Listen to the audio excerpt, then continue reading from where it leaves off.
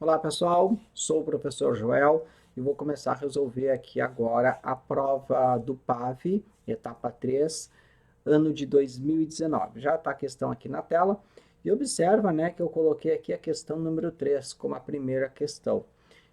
Não foi um equívoco, é porque neste ano de 2019, infelizmente, as duas primeiras questões dessa prova elas foram anuladas, ou mal formulada, ou porque não tinha resposta correta nas alternativas. Então, por esse motivo, eu acabo não nem perdendo tempo em resolver questões que foram anuladas, tá? Já deixo um pedido aqui para ti. Se tu gostares do material, que tu curta, que tu comente, compartilhe, né? Repasse para as pessoas que tu conheces que vão fazer a prova, para ir já se familiarizando com elas. E claro, né, se possível, inscreva-se no canal. Além de tu ficares por dentro, né, de todo o material que eu vou postando semanalmente, também vai potencializar aí o meu canal, né, para que mais pessoas possam receber esse material de uma maneira totalmente gratuita, tá bem?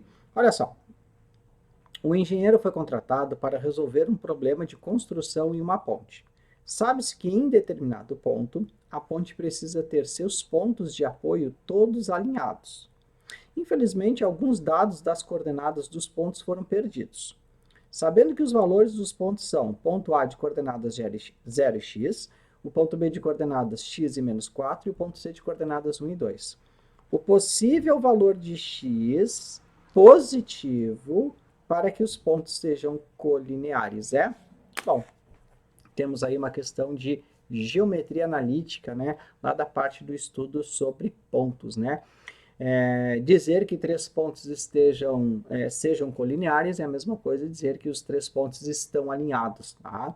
E a condição de alinhamento de três pontos, né, na geometria analítica, isso acontece quando nós montamos um determinante específico, que eu já vou mostrar aqui para vocês, né, montamos uma matriz, calculamos o determinante, e no momento que igualamos esse determinante a zero, né, se caso esse determinante der zero, é porque esses três pontos estão alinhados. Aqui a gente já sabe que os três pontos estão alinhados, né? Porque ele já fala aqui, né, que a ponte, né, precisa ter todos os pontos alinhados. Então a gente já sabe que isso acontece.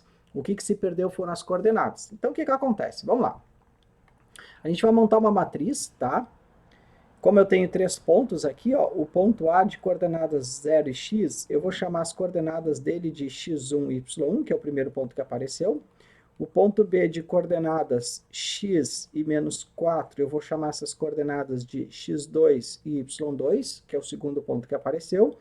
E o ponto C de coordenadas 1 e 2, eu vou chamar essas coordenadas de x3 e y3. Por que eu estou falando isso? Porque existe uma fórmula matemática para a condição de alinhamento de três pontos. A gente vai pegar as abscissas dos três pontos, né, que seria aqui o x1, o x2 e o x3 e colocar na primeira coluna dessa matriz. Vamos montar uma matriz exatamente assim. Primeira coluna as abscissas, segunda coluna as ordenadas respectivas aí desses três pontos, tá? E obrigatoriamente a terceira coluna a gente completa sempre com algarismo 1, tá? Montamos essa matriz e vamos calcular o determinante dela. Se o determinante dessa matriz der zero, é porque os três pontos estão alinhados. Como a gente já sabe, né, que isso acontece, então só vamos substituir aqui as coordenadas, ó. O x1 é 0, o x2 é x, o x3 é 1. Segunda coluna, as ordenadas x para y1, menos 4 para y2 e 2 para y3. Completamos com 1 aqui, e como eu preciso calcular o determinante, então já perceba, né, que eu estou colocando os elementos dessa matriz entre barras. Essas barras, né, já é a notação para determinante. E como é uma matriz 3 por 3, obrigatoriamente, né, usamos aí a regra de Sarros para calcular esse determinante, repetindo à direita da matriz as duas primeiras colunas. Tá? Vamos fazer aquela série de multiplicações, tá? Produto dos elementos das diagonais principais, somatório desse produto, menos o somatório dos produtos dos elementos das diagonais secundárias, igualamos a zero, tá?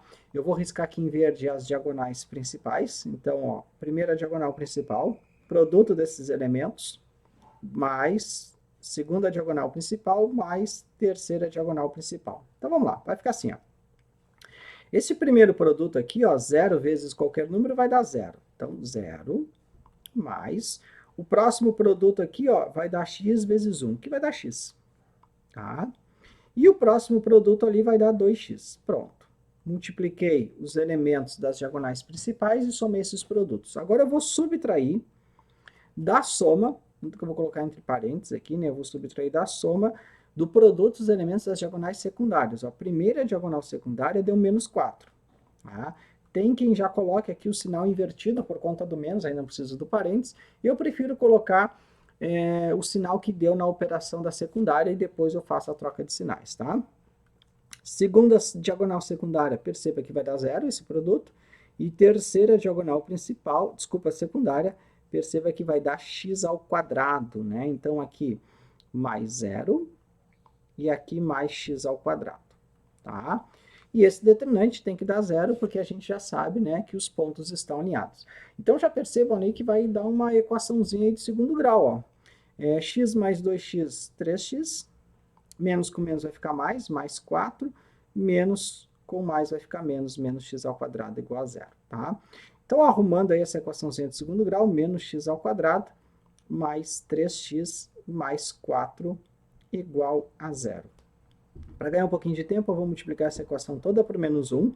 Então, vai ficar x ao quadrado menos 3x menos 4 igual a 0, tá?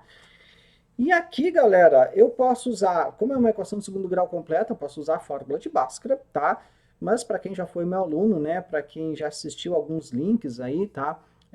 Lá da playlist Matemática Básica, tá? Eu mostro como resolver equações de segundo grau de uma maneira mais rápida, que é através da soma e do produto, né?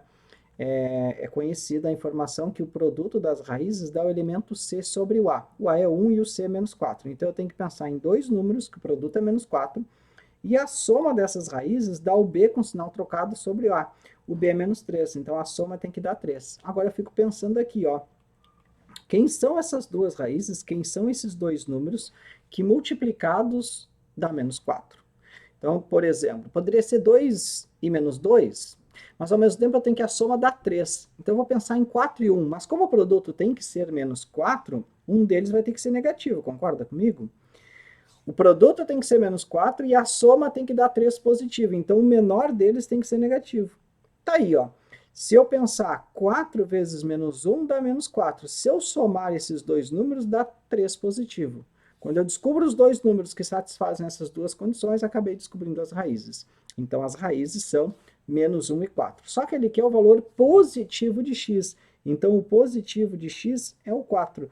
Venha a ser aí a resposta na alternativa A. Um grande abraço.